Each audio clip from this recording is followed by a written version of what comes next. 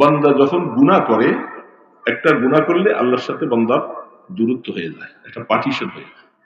আবার একটা গুনাহ করলে দূর হয়ে যায়। যখন বান্দা তওবা করে, তখন গুনাহ যখন মাফ হয়ে যায়, পার্টিশনটা দূর হয়ে যায়, বান্দার সাথে মাওলার সাথে কুরবত হাসিল হয়ে যায়, কাছাকাছি চলে আসে। এই জন্য আল্লাহ সুবহানাহু ওয়া তাআলা ওই সূরা বাকারা শেষে দিয়ে আছে, রব্বানা লা তুহাম্মিলনা মা লা তাকাতা লানা বিহি ওয়া'ফু আন্না ওয়াগফির লানা ওয়ারহামনা। এই তিনটা শব্দ জমিরে মুস্তাতার, তিনটার জমিরটা যদিও আমরের সিগা, কিন্তু এটা গায়েবানা শুরুতে, আমাকে মাফ করো, আমাকে রহম করো, আমাকে দয়া করো, আল্লাহকে যে বলতেছে খুব গোপন রেখা রেখা বলতেছে। সামনে আইসা এবার যখন ক্ষমা হয়ে গেছে, আল্লাহ আয়াত শিখাইতেছে আনতা মাওলানা। এবার এসে আল্লাহ পাক বলছে, বান্দা এবার আর আমাকে ওয়াফু আন্না ওয়াগফির লানা ওয়ারহামনা ওরকম জমিরে মুস্তাতির দিয়া গায়েবানা শুরুতের মতো ওরকম আর বলবো না, এবার সামনাসামনি বলো আনতা মাওলানা। আল্লাহ তুমি আমার মাওলা, তুমি আমার মুরব্বী, তুমি আমার সবকিছু। এবার আমাকে সম্বোধন করো, দূরত্ব কেটে গেছে তোমার সাথে। এইখানের মধ্যে ইউনুস আলাইহিস সালামকে আল্লাহ পাক বলতেছে, ও আমার ইউনুস, যা হয়ে গেছে সব হয়ে গেছে, শেষ। তুমি এবার বলো লা ইলাহা ইল্লা আনতা। তুমি আমাকে এবার বলো যে আল্লাহ কেউ নাই, শুধু তুমি আছো। এবার আমাকে মহব্বতের সাথে সম্বোধন করো, কাছাকাছি আমি তুমি। যখন এটুক বলতে থাকবা, তারপরে যে সামনে বলো সুবহানাক, আপনি পুত পবিত্র, আপনি এত পবিত্র, আপনার কোনো দোষ নেই, আইব নেই। আমাকে মাছের পেটে ঢুকাইয়া আপনার কোনো ভুল করেন নাই, ভুল করছি আমি করছি, আপনার কোনো দোষ নাই, কোনো কিছু নেই, আপনি পুত পবিত্র, সুবহানাক সুবহানাক। আর নিজেকে নিজে কত ইন্নী কুনতু মিনাজ জালিমিন।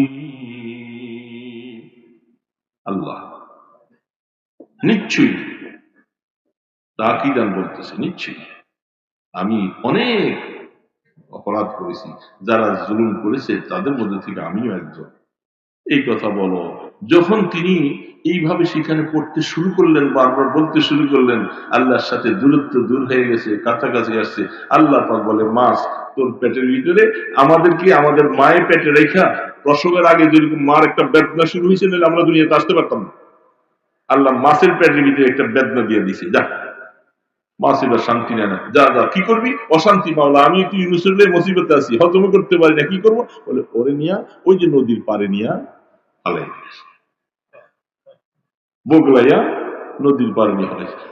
সাদা পোয়া মাছের মতো ফক ফক করতেছে, কথা নাই, চোখগুলি বন্ধ, শক্তি কোনো শক্তি নাই, মাছের পেটে এতদিন পড়ে আছে। আল্লাহ পাক বলে, ওই আয়াত আছে মিন শাজারাতিল ইয়াকতিন, কোরআন শরীফে আয়াত আছে। হাফেজ হাফেজ সাহেব কি যে মজা আসে, সময় মতো আয়াতগুলি বাইর দিত। আল্লাহ পাক বলে, এই জিবরিল, আমার ইউনুস পড়ে আছে তো, শরীরে শক্তি নেই, তুই যে একটা লাউয়ের বিচি লাগাই দিয়ে আয়। সুবহানাল্লাহ। বন্দার উপরে আল্লাহ পাকের কি হক, আর আল্লাহ পাকের উপরে বন্দার কি হক? সাহাবায়ে কেরাম বলেন, আল্লাহ রাসূল আলম, আল্লাহ এবং তার রাসূলই ভালো জানেন। রাসূল প্রশ্ন করছেন, আপনারা কি প্রশ্নটা বুঝছেন? না বুঝলে আবার শুনুন। বন্দার উপরে আল্লাহ পাকের কি হক, আর আল্লাহ পাকের উপরে বন্দার কি হক? যেমন আপনার সন্তানের উপরে আপনার কি হক, আপনার উপরে সন্তানের কি হক। এখন বুঝছেন ব্যাপারটা? এটা রাসূল জিজ্ঞাসা করতেছেন, বুখারী শরীফে হাদিস আসছে। সাহাবায়ে কেরাম বলেন, আল্লাহ এবং আল্লাহ রাসূল ভালো জানেন। এটা আদব। ওনারা কিছু জানলেও বলতেন না রাসূলের সামনে, রাসূল বলবেন। তখন আল্লাহ রাসূল বলেন, আল্লাহর জন্য, বন্দার জন্য আল্লাহ পাকের হক হলো আল্লাহ তুশরিক বিল্লাহ, আল্লাহ ইউশরিক বিল্লাহ। মানুষ আল্লাহ পাকের এই হক আদায় করবে যে কোনদিন আল্লাহর সাথে শিরিক করবে না। কি করবে না ভাই? কঠিন মশলা। এই জন্য বন্দার উপরে আল্লাহ পাকের এটা দাবি, আমি যেহেতু তোমাদেরকে ইমানদার বানিয়েছি, শর্ত হলো তুমি যেন শিরিক না করো। শিরিকের গুনাহ আল্লাহ পাক বলতেছেন, মান কানা ইয়ারজু লিকা রাব্বিহি ফালইআমাল আমালান সালিহান ওয়া লা ইউশরিক বিইবাদাতি রাব্বিহি আহাদা। আল্লাহ পাক বলতেছে কিয়ামতের ময়দানে আল্লাহ পাকের সামনে হিসাব দিতে হবে। হিসাব দিতে হবে না? যদি এই কথাটা তুমি মনে রাখো, এই কথাটা যদি তোমার অন্তরে বিশ্বাস রাখো, তাহলে তোমার আল্লাহর সাথে ইবাদতের মধ্যে তুমি শিরিক করবে। এখন শিরিকের ব্যাখ্যা অনেক কথা লম্বা, সেদিকে গেলে আলোচনা অন্যদিন চলবে। আল্লাহ পাকের জাতের সাথে শিরিক করা যাবে না, আল্লাহ পাকের গুণের সাথে শিরিক করা যাবে। নবী কি আল্লাহর জাতি নূরের তৈরি? এই কথাটা নিয়ে কত গন্ডগোল। আল্লাহ পাক এমন অক্ষম হয়ে গেলেন, এই একটা মাইকটা এতক্ষণ চলছিল একটা, আবার প্রতি আর খান দিছে, দূরওয়ালাদেরকে এত শোনানো লাগবে না, আমরা ভালো শুনলে হয়েছে। যারা শুনতে চায় এখানে আইসা শুনে।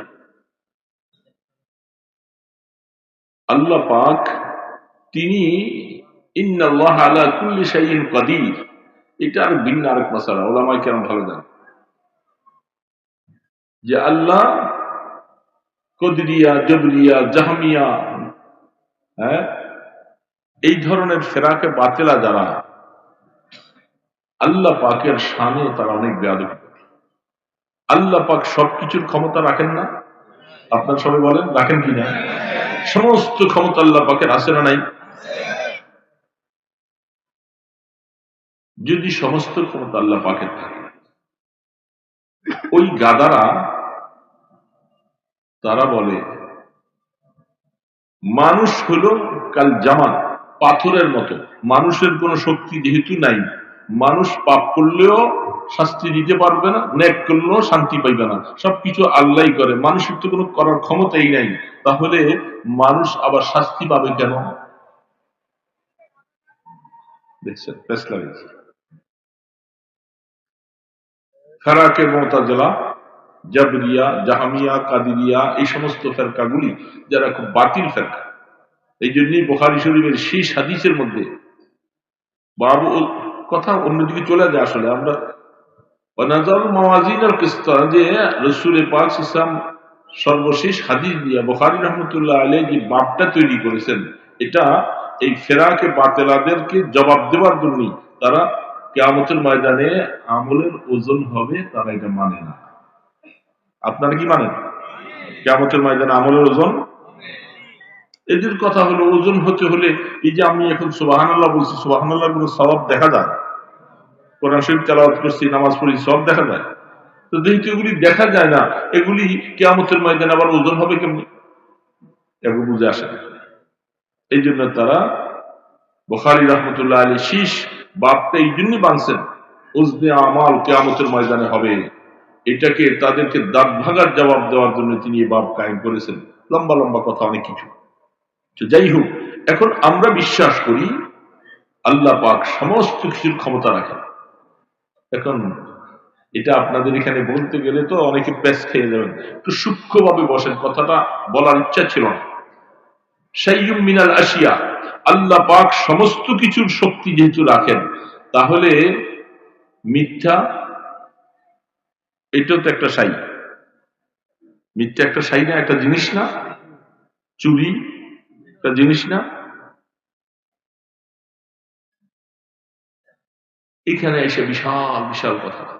যদি আল্লাহ সবকিছুর শক্তি রাখেন, তাহলে আল্লাহ কিজব বলার, মিথ্যা বলার শক্তিও রাখেন, চুরি করার শক্তিও রাখেন। সবকিছু শক্তি আল্লাহর আছে না নাই?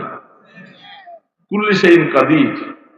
এখন এইখানে আইসা বিভিন্ন রকমের কথা চলে আসে যে তাহলে আল্লাহ সুবহানাহু ওয়া তাআলার ব্যাপারে যদিও তিনি শক্তি রাখেন, কিন্তু কোন আইবওয়ালা কোন জিনিস, দোষওয়ালা কোন জিনিস আল্লাহ পাকের শানে এটা লাগানো যাবে না। এই জন্য আল্লাহ কুল্লি শাইইন কাদির, সব জিনিস শক্তি রাখে বিধায় তারা বলতেছে সবকিছু শক্তি যেহেতু আল্লাহ রাখেন, মানুষ কিছু করার নাই, মানুষের কেন হিসাব হবে? আবার মানুষের শাস্তি কেন হবে?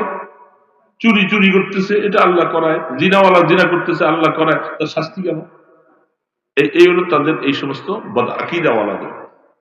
আর আমাদের আহলে সুন্নাত ওয়াল জামাতের আকীদা, আল্লাহ পাক সুবহানাল্লাহ, সুবহানাক, সুবহানাক, আল্লাহ সব পবিত্র। দোষযুক্ত আইবযুক্ত কোন জিনিস আল্লাহর সাথে লাগানো যাবে না। এগুলির অনেক দলিল আছে কোরআন শরীফে, বলার সময় নেই। কোরআন শরীফে অনেকগুলি দলিল আছে। সূরা কাহফের মধ্যে ওই যে তিনজনের ঘটনা আছে, খিজির আলাইহিস সালাম মুসা আলাইহিস সালামকে নিয়ে যখন সফর করতেছিলেন, ওলামায়ে কেরাম বুঝবে অল্পতে বললেই, সেইখানের মধ্যে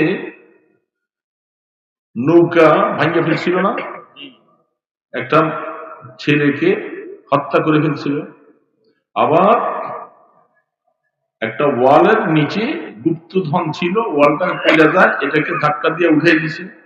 এই তিনটা ঘটনা ঘটছে না? তিনটা ঘটনার মধ্যে আল্লাহ পাক কি মজমুনটা, কি অনুমানটা কিভাবে লিখছেন, সুবহানাল্লাহ!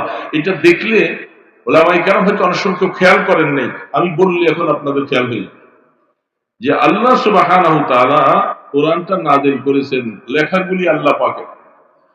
আম্মাস সাফিনাতু ফাকানাত লিমাসাকিন, সেইখানে এই যে নৌকার কথাটা বলতেছিলেন, আয়াতটা কি? ফাআরাদতু আন আইবাহা। সেইখানে এই যে একটা নৌকা ভাঙ্গা ফেলা, এটা কাজটা ভালো না খারাপ? কাজটা কি বাহ্যিক দৃষ্টিতে কাজটা ভালো না খারাপ? ওই ছেলেগুলার নৌকাটা যে ভাঙ্গা ফেলছে, কাজটা তো এই জন্য খিজির আলাইহিস সালাম বলতেছেন ফাআরাদতু আন আইবাহা, এটাকে মোতাকাল্লিম বলছিলেন, আমি ইচ্ছা করছি এই জিনিসটা ভাঙার জন্য। আসলে হুকুম কিন্তু আল্লাহ, কিন্তু আল্লাহর দিকে এটাকে নেসবত করেন নাই, নেসবতটা ওনার নিজের দিকে দিয়েছেন। কারণ এটা একটা আইব, দোষের কথা, দোষের কথা আল্লাহর সাথে লাগানো যাবে না, এই জন্য উনি নিজের দিকে বলছেন ফাআরাদতু আন আইবাহা। বলছেন কথাটা, দোষের কথাটা কার দিকে নিছে? খিজির আলাইহিস সালাম নিজের দিকে নিছে। এই দোষের কথাটা আল্লাহর দিকে নেয়নি, অথচ আয়াত কোরআনে নাযিল করছেন আল্লাহ। কেমন মজমুনটা বানিয়েছে! ফারাদতু আন আইবাহা ওয়া আম্মাল গুলাম ফাকানা আবাওয়াহু মুমিনাইন ফাখাশিনা আন ইউরহিকাহুমা তুগয়ান। তারপরে ফাখাশিনা আন ইউরহিকাহুমা তুগয়ান। তারপরে সামনে কি আরেকটু কি আয়াতটা পড়েন।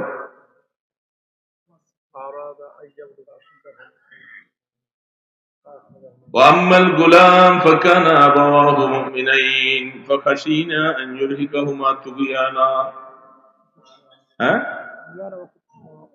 আহারে, হাফেজ কেউ নেই, ভালো মজবুত হাফেজ নেই, বিলে গেছে। এতটুকু পড়ে দিলে তো পড়ার কথা সামনে দিয়ে। এখানে আরেকটা আপনি বললে আমি সুন্দর বুঝাইতে পারবো।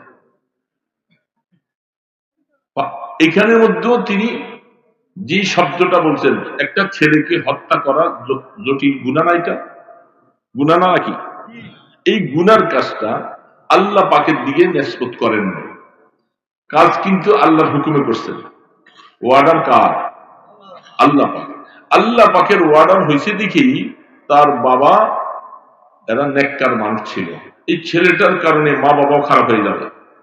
ছেলেটা যদি বড় হয়, সে যদি কাফের মুশরিক হয়ে যায়, তখন মা বাবা ছেলের মায়ায় পড়া বাবাও ঈমান হারা হয়ে যাবে। এই জন্য তিনি বলেন, আমি এই ছেলেটাকে মাইরা ফেলছি। ছেলেটাকে মাইরা ফেলানো এটা একটা জঘন্যতম অন্যায়। এই অন্যায় কাজটা এটাও নিজের দিকে বলছেন, আল্লাহর দিকে নেন। হুকুম কিন্তু আল্লাহ পাকের। ওই যে দোষের কথা আল্লাহর সাথে, বুঝতেছেন তো, দোষের কথা আল্লাহর সাথে লাগানো যাবে না। সামনে যাইয়া ওয়াম্মাল জিদার ফাকানা লিগুলামাইনি ইয়াতীমাইন, দুইজন এতিম মানুষ, বাবা দুনিয়ার থেকে চলে যাচ্ছে, কিছু স্বর্ণ দামি জিনিস মাটির নিচে রাইখা উপরে একটা ওয়াল দিয়ে দিছে, যেন এরা বালিগ হওয়ার পরে তারা জানে এখন তো টাকা পয়সা রাখতে পারবে না। এতিম মানুষ, ছোট মানুষ, যখন বালিগ হবে তখন তোমরা ওয়ালটা ভাঙ্গিয়া গুপ্তধনগুলি বাইর করে বিক্রি করলে তোমরা চলতে পারো। তো বাবা যে ভালো কাজটা করে গেছে, এখন ওয়ালটা দেখা যায় এটা কাইটিয়া পড়ে দিতেছে। খিজির আলী সালাম দেয়া ধাক্কা দিয়া ওয়ালটা সোজা করছে। এই যে কাজটা, এই কাজটা ভালো না মন্দ বলেন? আগের দুইটা খারাপ ছিল, এটা এখানে এখানে এরাদার ফাইলটা আল্লাহ দিয়ে নিছে। আল্লাহু আকবার, আল্লাহু আকবার। এখানে ভালো কাজ, তো এই ভালো কাজের ইচ্ছাটা আল্লাহ দিয়ে নিছে। আর আগের দুইটা খারাপ কাজ ছিল, দুইটা খারাপের নিসবত বান্দার দিকে নিছে। কোরআন বুঝছেন তো? এখন বুঝতে পারেন নাই যে খারাপ কাজের নিসবত আল্লাহর দিকে নেওয়া। তুমি বুঝছেন না কথাটা? এই জন্য সুবহানা মা আযমা শান, সুল্লামুল উলুমের প্রথম ইবারতটা সুবহানা মা আযমা শান। সুল্লাম তো নাই, এখন পড়াই গেছে। সুবহানা মা আযমা শান, আমার আল্লাহ পাকের শান কত বড়, তিনি পবিত্র, তিনি পবিত্র, তার কোনো আইব নাই, কোনো দোষ নাই। সুবহান। এই জন্য ইন্নাল্লাহ আলা কুল্লি শাইইন কাদির, কিজব এবং জিনা ইত্যাদি চুরি এগুলি যদিও একটা সাই হয়, কিন্তু আল্লাহর সাথে এই নাপাকি কাজ সম্পর্ক লাগানো যাবে না। আমার আল্লাহ সবকিছু শক্তি রাখেন, কিন্তু আল্লাহ পাকের সাথে দোষের কোনো জিনিস লাগানো যাবে না। এই জিনিস সুবহানাল্লাহ মানি আল্লাহ তুমি পবিত্র, আল্লাহ পবিত্র।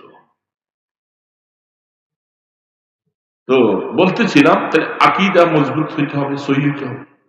আকীদা যদি সহি না হয়, মাজারওয়ালার কাছে যাই কিছু চাওয়া যাবে? বলেন ভাইরা, চাওয়া যাবে? কোন পিসাবের কাছে পায়ে ধরে মাথা নত করা যাবে? এগুলি দোষ। এগুলি আল্লাহ পাকের সিফাতের সাথে শরীক করা যাবে না। কপালের মালিক, সেজদার মালিক শুধু একমাত্র আল্লাহ, কারো সাথে দেওয়া যাবে। আপনাদের মুন্সিগঞ্জে তো কতগুলি মাজারও আছে, বাবা আদমও তো আছে, আছে না নাই? আচ্ছা, কেমনি কেমনি আইসা করলো আপনাদের এইদিকে চলে আসা দরকার। বাবা আদম যখন এখানে আছে, হাওয়া আলাইহিস সালামের কবর দেখাইছি জিদ্দা। বাবা আদম হইল কি জানি মুন্সিগঞ্জে কোন গ্রাম, সিগাইপাড়া। আপনারা অনেক অগ্রসর আছেন। কিয়ামতের ময়দানে বুখারী শরীফের হাদিস আসছেন, এই যে এই হাদিসটুকু যেটা আছে বুখারী শরীফ ১.৫ পৃষ্ঠা, রাসূলের মেরাজ সম্পর্কে বুখারী রাহমাতুল্লাহ আলাইহি ১.৫ পৃষ্ঠা হাদিস বলছেন। সেখানে মেরাজে কেমনে গেছেন সব কথা আছে। সেখানে আদম আলাইহিস সালামের সাথে দেখা হয়েছিল, তিনি কি বলছেন। তো আদম আলাইহিস সালাম তো এইখানে, আবার ওইখানে রসুল দেয়া এই আসমানে দেয়া, প্রথম আসমানে আদম আলাইহিস সালামের সাথে দেখলেন, এটা কেমন হলো কথা? হ্যাঁ বাবা, আপনারা কি ওই সময় কি পাঠাইতেছিলেন? আবার ফিরে চলে আসছে। কি বলবো মানুষের আকীদা বিশ্বাস। আমাদের নারায়ণগঞ্জে আছে কদম রসুল বন্দরে, আছে না?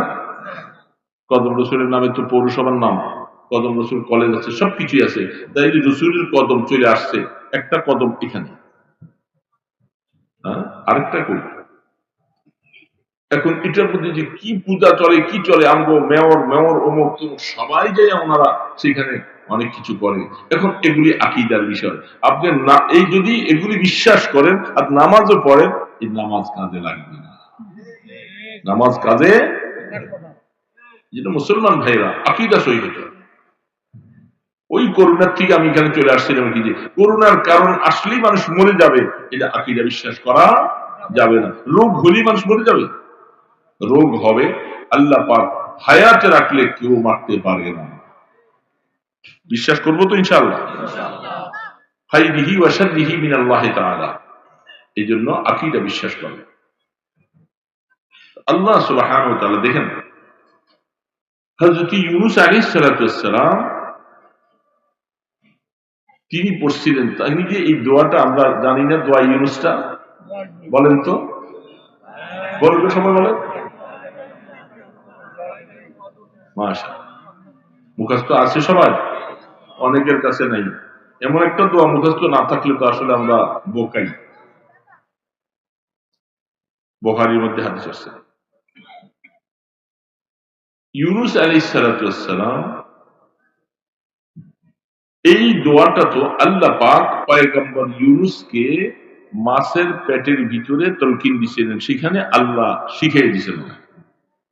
ইউনুস আলাইহিস সালাম একজন নবী, উনি শানে নবুয়তের মধ্যে আল্লাহ পাকের সাথে একটু মুশাওয়ারা না নিয়া উনি চলে আসছিলেন।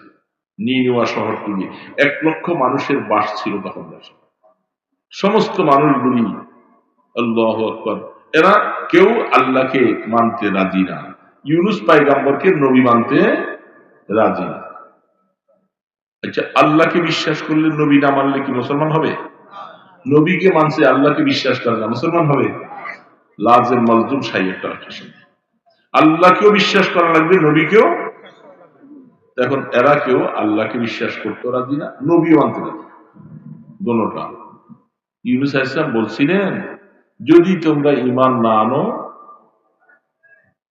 তাহলে তোমাদের উপরে আল্লাহর গজব আসবে, কঠিন গজব আসবে। প্রথম দিন এই রং হবে, দ্বিতীয় দিন এই রং হবে, তৃতীয় দিন একবার ধ্বংস হয়ে যাবে সব। এটা আল্লাহর পক্ষ থেকে গজব। যদি না, এরা মনে করছিল, প্রথম মনে করছিল এরকম পাগলামি কথা কতই বলে। আমরা আমাদের সমাজের মধ্যে যেরকম অনেক সময় বলে থাকি, তোমরা যে সমস্ত আকাম কুকাম করতেছ, আল্লাহ কখন নারাজ হয়ে ভূমিকম্প দিয়ে দেয়। অনেক সময় আমরা বলি হুজুরের কত কথাই বলে, বলে কি বলে না, হুজুর এত কথা শুনলে চলা যাবে, কিন্তু মাঝে মধ্যে ভূমিকম্প আল্লাহ দেখাই দেয়, দেয় না? বিল্ডিং শুদ্ধা সব এইভাবে কাঁপতে থাকে। এটা যদি একটু মিটার বাইরে যায় তাহলে তো সব শেষ। এই জন্য ইউনুস আলাইহিস সালামের উম্মতেরা তারা বলতেছে, পয়গম্বর ইউনুস তুমি যা বলছো, আমি শুধু সূত্রগুলি বলতেছি, বুঝার জন্য বলতেছি, লম্বা আলোচনা আমার কথা শেষ হয়ে যাবে একটু পরেই। প্রথম দিন অন্ধকার হবে, এরপরে বাতাস আবর সাদা হয়ে যাবে, তারপরে লাল বর্ণ হবে, এরকম 3টা নিদর্শন বলছেন। ইউনুস আলাইহিস সালাম চিন্তা করছে, সেই দেশের একটা সিস্টেম ছিল, যদি কারো কথা যদি এটা অসত্য যদি প্রমাণ হয় তাকে মেরে ফেলতে হবে। কাফের হলো মানুষ ভালো, দেখছেন, অসত্য কথা কেউ বলতে পারবে না, সত্য কথা বলতে হবে। আর আমরা মুসলমান হইয়া সব কি বলি, সব সত্য কথা বলি না, কত মিথ্যা। তারা ওই জমানায় কাফের থেকেও তারা এটা বিশ্বাসী, মিথ্যা কথা বলতে পারবে। যদি পয়গম্বর ইউনুস যা বলছে এটা যদি বাস্তব না হয় তাহলে ইউনুসকে মেরে ফেলতে হবে, কারণ মিথ্যা বলছে। এই জন্য ইউনুস আলাইহিস সালাম এই ভয়ে চিন্তা করছে, আযাব তো চলে আসবে, আমি যাই না। আল্লাহর সাথে মুশাওয়ারা ছাড়া তিনি চলে আসলেন। আর ওই দিক থেকে যখন কোরআন শরীফে আল্লাহ পাক বলতেছেন, কারো ঈমান কবুল হয় নাই ইল্লা কওম ইউনুস। ইউনুস আলাইহিস সালামের কওমরা যখন আযাব প্রথম দিনে যখন দেখছে, বুঝা ফেলছে আযাব তো আসবে, এই সবাই মিলে আল্লাহর কাছে তওবা করে এরা ঈমান আনছে। কিন্তু ঈমান যে আনছে এখন নবীজিকে পায় না, নবীকে তালাশ করছে, উনি চলে গেছে, খুব পেরেশান, নবী পায় না। আল্লাহ পাক একটু রাগ করছে, ইউনুস তুমি চলে গেলা, ওদের কি বাবার ক্ষমতা ছিল আমি তোমাকে বাঁচিয়ে রাখতাম, ওরা তো মারতে পারতো না, কিন্তু তুমি কেন চলে গেলা? এটি নবীজির সাথে মাওলার সাথে একটু অভিমান করা, রাগের কারণ। কেন চলে গেল? আল্লাহু আকবার। নৌকায় উঠছে, বড় নৌকা, আজীব হালাত, নৌকাটা কেন ডুবে যাচ্ছে অবস্থা, যে কোনো একজনকে কমাইতে হবে নদীর মাঝখানে, কেমনি কমাই, নৌকা তো ডুবে যায় ডুবে যায়। এখন মাঝি বলতেছে যে কোনো একজন কমাইতে হবে, একজন পানিতে পড়ে সাঁতরান, সাঁতরে যান না। আহা, কোরআন আন্দাজি করেছে, লটারি দিয়েছে, যার নামটা উঠে এর পালাই দেওয়া। 3বার লটারির মধ্যে ইউনুস ইসলামের নাম আসছে। ওনাকে তো অনেকে চিনে, এই বেচারাকে পানিতে ফালাইতে কেউ রাজি না। ঠিক কেমন কথা, ওনাকে ফালাই যে ভালো মানুষ, কিন্তু উনি যখন বলছে যে তোমরা আমাকেই ফেলে দাও, ওনার ভিতর হলো যে আমি গোলাম মনিবের অনুমতি ছাড়াইছি, গোলাম মনিবের অনুমতি নেই নেই, আল্লাহ পাক চলে আসে। কেউ ফেলতে রাজি না শেষ পর্যন্ত। আচ্ছা বলেন তো দেখি, আল্লাহ সুবহানাহু ওয়া তাআলা এই তাকদীরের মুআমালাগুলি, ইউনূস আলাইহিস সালামকে সেখানে ফেলে দেওয়া হবে, মাছ এটা কি ওইখানেই ছিল না দূরের থেকে আইছে? মাছটা আগেই আইনা আল্লাহ পাক রাখছে নৌকার পাশে। কারবারটা কি? ওহো আল্লাহ, তোমার কুদরত কিভাবে আমরা বুঝবো? মাছটাকে তুমি আগে আইনা রাখছো স্টিমারের পাশে, কারণ মাছ দূরে থাকলে আসতে সময় লাগতো। অন্য কোনো মাছ, অন্য কোনো প্রাণী তাকে আঘাত পৌঁছাইত। এই জন্য আল্লাহ পাক বলে, তুই যাইয়া নৌকার পাশে দিয়ে দাঁড়ায় থাক, আমার ইউনুস পড়ার সাথে সাথে তুই তোর পেটে নিয়ে নিবি। এয়ার কন্ডিশনের মতো আমার ইউনুসের উপর যেন কোনো দিকের থেকে কোনো আক্রমণ যেন আসতে না পারে। কি কুদরতের কারবার! বাহ্যিক দৃষ্টিতে দেখা যাইতেছে পানিশমেন্ট দিতেছে, কিন্তু হালাকি মায়া কত। একটা ফ্রিজ তৈরি করে রাখছে, মাছটাকে ফ্রিজের মতো বানাইয়া নৌকার পাশে রাখছে, বাস ইউনুস ইসলাম পড়লো আর মাছ দিয়ে রাখছে। শুরুতে দেখা যায় মাছ তো বিশাল বেয়াদবি করছে, আরে না, মাছের বাবার ক্ষমতা আছে নাকি গিলতে? মাছকে তো ওই মাওলা পাঠাইছে, তুই ওইখানে ফ্রিজের মতো থাক, তোর ভিতরে আমার পয়গম্বর ইউনুসকে হজমও করতে পারবি না, তার দাঁতও বসাইতে পারবি না, তোর পেটের ভিতরে। মাছের পেটের ভিতরে দেখেন, মায়ের পেটের ভিতরে যেমন আমাদেরকে আল্লাহ পাক খাওয়াইছেন পালছেন, ইউনুস আলাইহিস সালামকে মাছের পেটের ভিতরে লালন পালন করছে। কি কুদরত ওয়ালা মাওলা! সেখানে কেমনে খানা পৌঁছাইলেন? কি খাইলেন? মাছ হজম করতে পারে না, কি একটা মহা বিপাকে পড়ে গেছে মাছটা, হজমও হয় না, ফালাইতেও পারে না, কি একটা দাঁড়া। আল্লাহ পাক বলে যে তুই এইভাবে থাক, নিরাপদ এক জায়গায় পড়ে থাক মাছের পেটের মধ্যে। আল্লাহ সুবহানাহু ওয়া তাআলা ইউনূস আলাইহিস সালাম থাকলেন সেখানে 40 দিন পর্যন্ত, সেখানে থাকলেন। কেমনে বাঁচলো? কে বাঁচাইছে? কে বাঁচাইছে বাবা? সে আল্লাহ আজও আছে না? না বুড়া হয়ে গেছে? আল্লাহু আকবার। আল্লাহ পাক সেখানে রাখছেন। যখন ওই আসমানের থেকে আল্লাহ পাক ওহির মাধ্যমে মাছের পেটে ইউনুসকে বলছি, ইউনুস তুই মাছের পেট দিয়ে বাইরে হতে চাস, এই যে দোয়াটা শিখিয়ে দিই, তুমি সেখানে বসে বসে এটা পড়ো, লা ইলাহা ইল্লা আনতা। তারপরেরটা থাক থাক, ইল্লা আনতা পর্যন্ত একটা কথা আছে, লা ইলাহা ইল্লা আনতা, এটা মুখাতাব, সম্বোধনবোধক বাক্য। আপনার আনতা আবি, তুমি আমার বাবা, তুমি আমার ভাই। এই আনতা শব্দটা কখন বলে? সামনাসামনি থাকলে। এই তুমি শব্দটা বলে কখন? সামনে থাকলে না পিছিয়ে থাকলে? বুঝলেন না এই কথাটা? সামনে থাকলে। সামনে থাকলেই সম্বোধনবোধক বাক্যটা আসে। তুমি আমার ভাই, তুমি আমার বন্ধু, তুমি আমার ছেলে, তুমি। এই তুমি শব্দটা বলে কখন? যখন সামনে তুমি বা আপনি। আল্লাহ সুবহানাহু ওয়া তাআলা এই শব্দটা এখানে ব্যবহার করছেন। তাফসীর ওয়ালা লেখেন আরো 2 জায়গার মধ্যে আছে কোরআন শরীফে আল্লাহ পাক এই শব্দটা আনছেন। কখন? যখন ছেলের সাথে বাবার সাথে যদি একটু বেয়াদবি হইয়া রাগারাগি হয়, ছেলে বাবার কাছেও আসতে সাহস পায়। ঠান্ডা পড়তেছে খুব, তো দোয়া করে দিবে, কথা শেষ করে দিয়েছে, কথা সব উঠেছে। দেখেন অথচ ঠান্ডা গেছে না, আবার হঠাৎ করে আজকে ঠান্ডা কারবার চালাইতেছে সব, কি কারণ?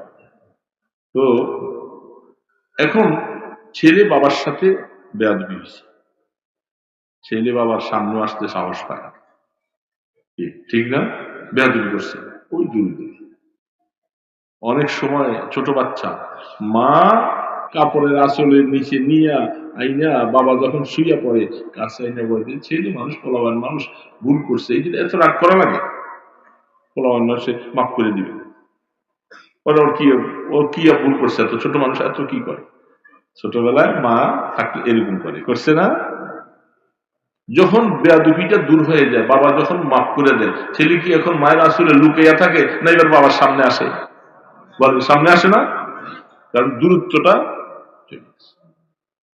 আল্লাহ সুবহানাহু ওয়া তাআলা ইউনূস আলাইহিস সালামের সাথে ওনার শানে নবুয়তের সাথে আল্লাহর সাথে একটু দূরত্ব ছিল, একটু রাগ করছেন আল্লাহ, একটু অভিমান করছেন, করার কারণে এতক্ষণ মাছের পেটে নিচে রাখছে, সেখানে রাইখা বলে যে ইউনুস, তোমার সাথে আমার যে একটু রাগ ছিল, গোসা ছিল, আমি ওইটা মাফ করে দিছি। এবার তুমি আমাকে সম্বোধনবোধক বাক্য বলবা, আন্তা শব্দ বলবা, আমাকে দূরের শব্দ বলবা না, গায়ে বানা শুরুত বলবা না, আমাকে ডাইরেক্ট বলবা, লা ইলাহা ইল্লা আনতা, কোন ইলা নাই, কোন মাহবুদ নেই, আমাকে মাছের পেটে ঢুকানো ওলা কেউ নাই, বাইর কাটানো ওলা কেউ নাই, কেউ কোনো শক্তি নেই, আল্লাহ শক্তি শুধু তুমি তুমি তুমি তুমি। তুমি মানে সামনে কাছে চলে আসছে। আল্লাহ পাকের সাথে এবার তুমি শব্দ বলতে আল্লাহ শিখিয়ে দিয়েছে। তুই আমার সাথে, যেমন হাদিসের মধ্যে আসছে, বান্দা যখন গুনাহ করে, একটা গুনাহ করলে আল্লাহর সাথে বান্দার দূরত্ব হয়ে যায়, একটা পার্টিশন হয়ে যায়। আবার একটা গুনাহ করলে দূর হয়ে যায়। যখন বান্দা তওবা করে, তখন গুনাহ যখন মাফ হয়ে যায়, পার্টিশনটা দূর হয়ে যায়, বান্দার সাথে মাওলার সাথে করবত হাসিল হয়ে যায়, কাছাকাছি চলে আসে। এই জন্য আল্লাহ সুবহানাহু ওয়া তাআলা ওই সূরা বাকারা শেষে দিয়ে আছে, রব্বানা লা তুহাম্মিলনা মা লা তাকাতা লানা বিহি ওয়া'ফু আন্না ওয়াগফির লানা ওয়ারহামনা। এই তিনটা শব্দ জমিরে মুস্তাতার, তিনটার জমিরটা যদিও আমরের ছিগা, কিন্তু এটা গায়েবানা শুরুতে, আমাকে মাফ করো, আমাকে রহম করো, আমাকে দয়া করো, আল্লাহকে যে বলতেছে খুব গোপন রেখা রেখা বলতেছে। সামনে আইসা এবার যখন ক্ষমা হয়ে গেছে, আল্লাহ আয়াত শিখাইতেছে, আনতা মাওলানা। এবার এসে আল্লাহ পাক বলছে, বান্দা এবার আমাকে ওয়াফু আন্না ওয়াগফির লানা ওয়ারহামনা, ওরকম জমিরে মুস্তাতির দিয়া গায়বানা শুরুতের মতো ওরকম আর বলবো না, এবার সামনাসামনি বলো, আনতা মাওলানা, আল্লাহ তুমি আমার মাওলা, তুমি আমার মুরব্বী, তুমি আমার সবকিছু, এবার আমাকে সম্বোধন করো। দূরত্ব কেটে গেছে তোমার সাথে। এইখানের মধ্যে ইউনুস আলাইহিস সালামকে আল্লাহ পাক বলতেছে, ও আমার ইউনুস, যা হয়ে গেছে সব হয়ে গেছে, শেষ। তুমি এবার বলো লা ইলাহা ইল্লা আনতা, তুমি আমাকে এবার বলো যে আল্লাহ কেউ নেই, শুধু তুমি আছো। এবার আমাকে মহব্বতের সাথে সম্বোধন করো, কাছাকাছি আমি তুমি। যখন এটুক বলতে থাকবা, তারপরে যে সামনে বলো সুবহানাক, আপনি পূত পবিত্র, আপনি এত পবিত্র, আপনার কোনো দোষ নেই, আইব নেই, আমাকে মাছের পেটে ঢুকাইয়া আপনার কোনো ভুল করেন নাই, ভুল করছি আমি করছি, আপনার কোনো দোষ নাই, কোনো কিছু নেই, আপনি পূত পবিত্র, সুবহানাক সুবহানাক। আর নিজেকে নিজে কত ইন্নী কুনতু মিনাজ জালিমিন, আল্লাহ নিশ্চয়ই, তাকিদান বলতেছে, নিশ্চয়ই আমি অনেক অপরাধ করেছি, যারা জুলুম করেছে তাদের মধ্যে থেকে আমিও একজন। এই কথা বলো। যখন তিনি এইভাবে সেখানে পড়তে শুরু করলেন, বারবার বলতে শুরু করলেন, আল্লাহর সাথে দূরত্ব দূর হয়ে গেছে, কাছাকাছি আসছে। আল্লাহ পাক বলে, মাছ তোর পেটের ভিতরে, আমাদেরকে আমাদের মায়ের পেটে রেখা প্রসবের আগে যেরকম মার একটা বেদনা শুরু হয়েছে, আমরা দুনিয়াতে আসতে পারতাম না। আল্লাহ মাছের পেটের ভিতরে একটা বেদনা দিয়ে দিছে, যা মাছ এবার শান্তি নেয় না, যা যা কি করবি, অশান্তি মাওলা, আমি একটু ইউনুসের মুসিবতে আছি, হজম করতে পারি না, কি করবো, বলে ওরে নিয়া ওই যে নদীর পারে নিয়া ফালাই বগলাইয়া নদীর পারে নিয়ে ফেলে, সাদা পোয়া মাছের মতো ফক ফক করতেছে, কথা নাই, চোখগুলি বন্ধ, শক্তি কোনো শক্তি নেই, মাছের পেটে তুই করে আছে। আল্লাহ পাক বলে, ওই আয়াত আছে, মিন শাজারাতিল ইয়াকতিন, কোরআন শরীফে আয়াত আছে, হাফেজ হাফেজ সাহেব কি যে মজা আসে, সম্ভবত আয়াতগুলি বাইর দিত। আল্লাহ পাক বলে, এই জিবরিল, আমার ইউনুস পড়ে আছে তো, শরীরে শক্তি নেই, তুই যে একটা লাউয়ের বিচি লাগাই দিয়ে আয়। সুবহানাল্লাহ, কি গাছ, এই জন্য লাউ খাওয়া সুন্নাত। আনাস রাদিয়াল্লাহু তাআলা বলেন, আল্লাহ রসুলকে আমি লাউ নিয়ে দিছি, এই অন্যান্য তরকারির সাথে লাউয়ের টুকরাটা রসুল উঠে উঠে খায়। লাউ, কদু, কদু চিনেন না? লাউ আপনাকে ভাষায় কদু আছে, একটা গাছ লাগাই দিয়ে আসো সেখানে। তফসিরে লেখে, এটার আবহাওয়া খুব সুন্দর আবহাওয়া, মশা মাছি যায় না, পোকামাকড় যায় না, এই জন্য লাউ গাছ লাগাই দিয়ে আসো সেখানে। সাথে সাথে গাছ বড় হয়ে গেছে, এটা একেবারে পাতা বড় হইয়া ছায়া দিয়ে রাখছে। পয়লা রয়েছে, শক্তি লাগবে না, খাওয়ান তো লাগবে। জঙ্গল থেকে একটা বকরিকে অর্ডার করছে, এই তুই যা, তুই যাইয়া আমার ইউনুসের মুখ বরাবর তোর ওলান্ডা দিয়া ইউনুসের দুধ খাওয়া। বকরির দুধে যক্ষা রোগ ভালো হয়, ডাক্তাররা লিখে, যক্ষা রোগের উপকার। ছাগল পালে যেখানে, এই জন্য অনেক যক্ষা রোগীদের ঘরের পাশে ছাগল পাললে তাড়াতাড়ি তার আরোগ্য হয়, এটা বই পুস্তকে লিখছে। পাঠা জাতীয় এগুলা আরো বেশি উপকার হয়, আর ছাগলের দুধে কাশি যক্ষা ভালো হয় বেশি। ইউনুস আলাইহিস সালাম মাছের পেটে থেকে বিভিন্ন অবস্থা নির্জুরি হয়ে গেছে, ওই হরিণটাকে বলে নাই, ছাগলটাকে বলছে তুই যে দুধ খাওয়া, বাস মুখের ভিতরে লাগাই দিয়েছে, দুধ খাইতে খাইতে শক্তি এসে গেছে, ইউনুস উঠো, ওইটা আবার ওই কওমের কাছে যাওয়া দাওয়াত দিতে। সুবহানাল্লাহ, দেখছেন কিভাবে করলো, কোথায় নিয়ে ঢুকাই রয়েছেন। এই জন্য বুখারী রাহমাতুল্লাহ আলাইহি হাদিস নকল করে আয়াত বলতেছেন, আমাদের রাসূল সাল্লাল্লাহু আলাইহি ওয়াসাল্লাম বলতেছেন, ফাস্তাজাবনা লাহু ওয়া নাজ্জাইনাহু মিনাল গাম্মি ওয়া কাযালিকা নুনজিল মুমিনিন। কিয়ামত পর্যন্ত মুমিনরা, সাহাবায়ে কেরাম প্রশ্ন করেছিলেন, রাসূল বলে, হ্যাঁ, ইউনূস আলাইহিস সালামের জন্য শুধু খাস নয়, এই দোয়া কিয়ামত পর্যন্ত আমার উম্মতের জন্য, যে কোনো মুসিবতে পড়ে ইউনূস আলাইহিস সালামের মতো তোমরা এরকম দোয়া করো, গুনাহ মাফ চাও, তোমাদের জন্য ওই ফায়দা পাওয়া যাবে। এই চেষ্টা করবো তো ইনশাআল্লাহ।